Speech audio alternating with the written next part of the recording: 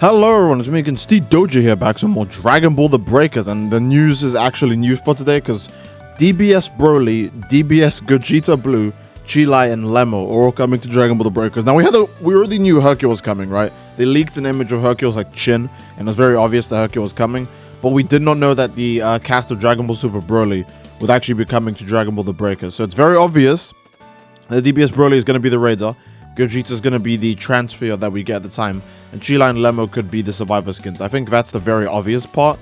But I want to talk a bit more about this because we don't have any trailers. This was a leaked asset. The Dokkan Assets Twitter account actually, found these, and then I'm reading this information off of DBS Hype. So again, link to both of their Twitters down in the description if you guys want to stay up to date on all the latest news when it comes out. But without further ado, I'm just going to get right into it. Now, I have my own personal issues, quote-unquote, with this, but I want to start off by saying DBS Broly as the Raider is obviously much better than some of the previous options we've got before. I think a lot of people would say that the game has needed a new, hype, interesting character to bring the players back in ever since Ginyu. I think the Ginyu season really put a bad taste in a lot of people's mouth, because not only was it a Raider that not that many people wanted, evident by the player count just dropping rather than going up when he came out.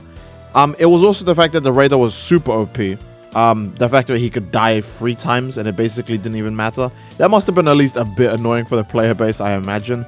But thankfully now we have Broly. I don't imagine Broly would have any mechanics where if he loses in an earlier stage, then he just gets to go up a stage anyways, which I think that is like really disgusting. Like that is like, I think that alone probably is like the reason why Raiders like Cell might not be used as much anymore, because he's the only Raider that doesn't get like free benefits from fighting.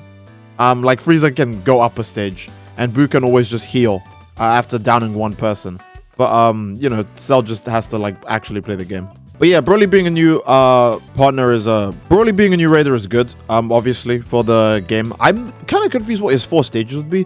I want to assume it's Paragus, and then it's Wrathful Broly, and then Super Saiyan, then Legendary Super Saiyan, but who knows, right? First stage could be Paragus with base Broly, then Wrathful, then Super Saiyan, then Legendary Super Saiyan. But the issue is, when they said in the stream, if those of you guys who don't know, they announced a previous stream that would announce a real stream date, and a real stream would be happening on the 27th, 28th. I do believe it was on the 27th. They were mentioning a character with destructive power that was going to be added to the game, and we all knew that was Broly, because like there's no one else that could be. But we thought it was going to be Z Broly, not Super Broly. Super Broly isn't even a bad guy, really, so it's like, to me, this is a weird choice. Like, don't get me wrong, Super Broly is also a super cool, popular character, but if you're gonna pick a guy who is literally a legendary Super Saiyan that kills people and is evil, why would you not just pick Z Broly? Why Super Broly? I get that Super Broly is also probably more popular, but at the same time, why is he a bad guy? I just don't get it. I'm not saying every Raider has to be like just a pure evil guy, because obviously, like, I mean, I guess Saiyan Saga Vegeta doesn't count because he actually was evil at that time, but Broly isn't like an evil person, so him as the Raider, Super Broly isn't an evil person, so him as the Raider is like a bit weird to me, but I don't mind too much. I do just still wish it was Z Broly though. DBS Gogeta is a good option for obviously for a Dragon Change that comes out alongside Broly, because obviously if they did Z Broly, then it would be kind of hard to just shoehorn Blue Gogeta into that. So yeah, that makes sense. Maybe they probably just did this for Gogeta. Gogeta Blue is going to be like infinitely more popular than Broly will always be.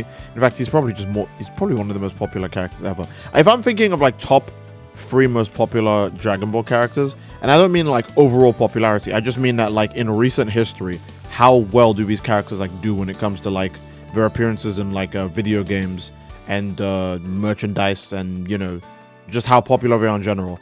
It would obviously have to be Ultra Instinct Goku, Gogeta Blue, and I would probably go as far as to say Broly probably outpopularizes Beast Gohan.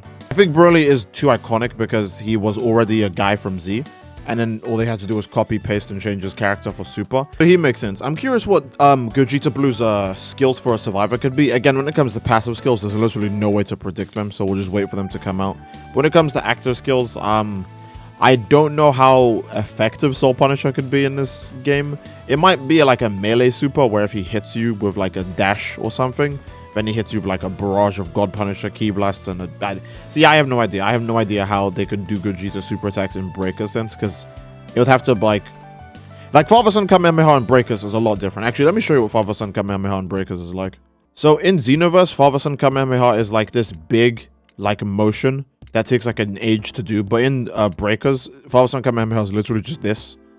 So, they could redo God Punisher or whatever when it gets, like, added with Gogeta. The same way Father-Son Kamehameha got rechanged to be this ultra-quick super attack. I wish it was like this in Xenoverse, to be honest. Like, it should be this quick, and if the first part hits, like, for example, this beam that comes out that hits, then it should do the second part that does, like, massive damage.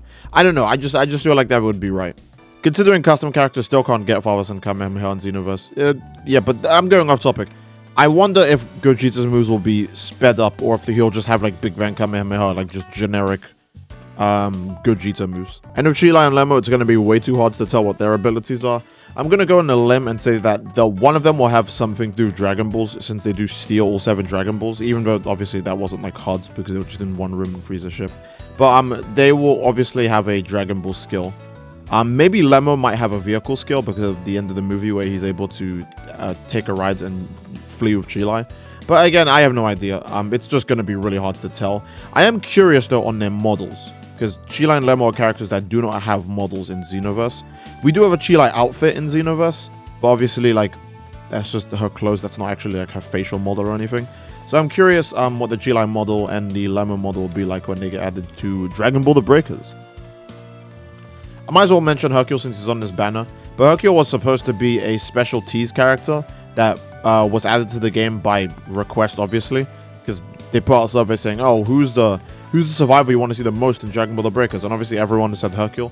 I'm so glad that everyone just agreed in unison that it should be Hercule, because I think he is the most popular non-fighter character. I know people are going to say, oh, it's Steve Bulma. Yes, Bulma, but she's already in the game. So Hercule is the most popular non-fighter character, especially in DBZ, where his clout skyrockets in the Buu Saga. So I think Hercule would just be a very great pick for that. I feel like he'd have really good abilities for survivors too, because you'd have to have one stupid ability that gives him like super armor, or some ability that lets him like run really, really quick away from danger.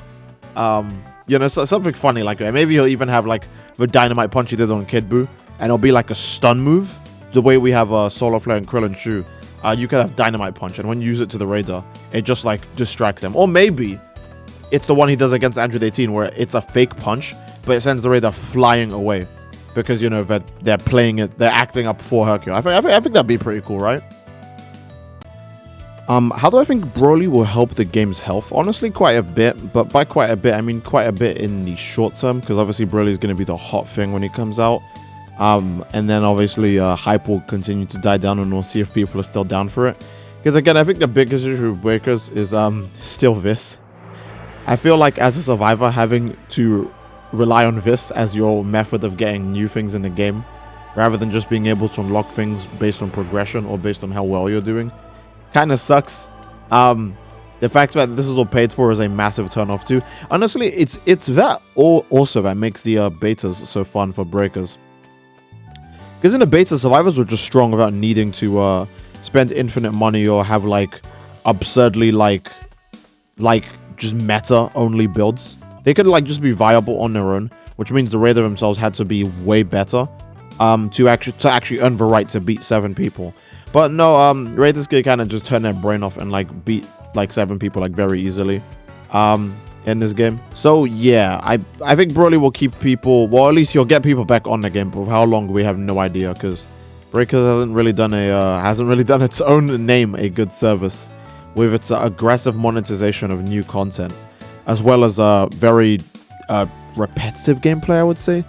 Like, yeah, matches can be different every time, but most of the time, every match is the same. Whether it just be a really bad Raider gets stomped, or it's just a really bad Raider stomping people. Honestly, Season 2 should have added a new game mode. Maybe a game mode where everyone just starts off at, like, level 3 or something, and the Raider starts off at level 4. Or just some weird gimmicky game mode where you get to just fight the Raider from start to finish, rather than do the whole hide-and-seek thing. It might have given... Actually, you know what?